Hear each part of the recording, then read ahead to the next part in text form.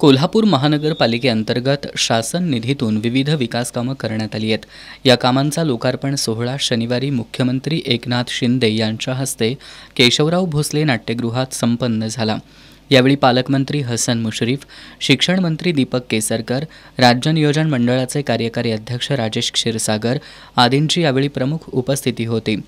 यावेळी बोलताना मुख्यमंत्री एकनाथ शिंदे यांनी शहरातील सांडपाण्याचा प्रश्न मार्गी लावण्यासाठी अमृत योजना 2 अंतर्गत 338 कोटींचा प्रस्ताव मार्गी लावण्याची घोषणा केली। श्री अंबाबाई तीर्थक्षेत्र आराखड्याबाबत शासनाची सकारात्मक भूमिका आहे। या माध्यमातून कोल्हापूरचा विकास होण्यास मदत होणार आहे। तसंच नागपूर गोवा शक्तिपीठ हायवे कोल्हापुरातून जाणार असून त्याचाही फायदा कोल्हापूरला नक्कीच मिळणार असल्याचं मुख्यमंत्र्यांनी सांगितलं।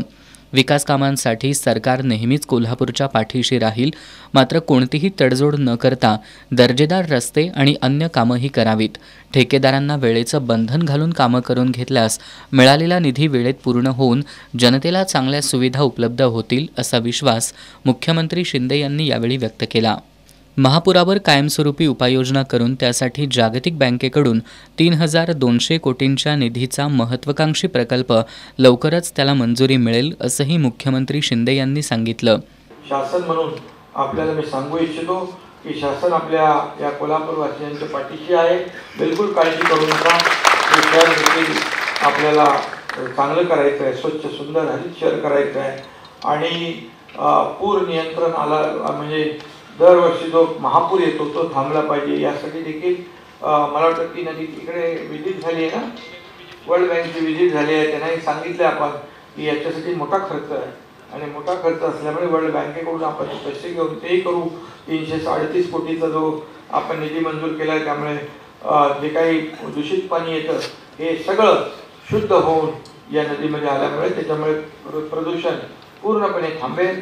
गाड्या आता बाहेर थांबलेल्या आहेत, त्याचं आता जाऊन उद्घाटन आपण करणार आहोत। याच्यामुळे शहर स्वच्छ होण्यास देखील खूप फायदा होईल। पालकमंत्री हसन मुश्रीफ यांनी थेट पाईपलाईनमुळे कोल्हापूर शहरवासियांचं स्वच्छ आणि मुबलक पाण्याचं स्वप्न पूर्ण झालं असून या योजनेतील काही तांत्रिक अडचणी आहेत त्या तात्काळ दूर करण्यासाठी निधी मिळावा अशी मागणी केली। शहरातील रस्ते महापुरामुळे मोठ्या प्रमाणात खराब झाले होते।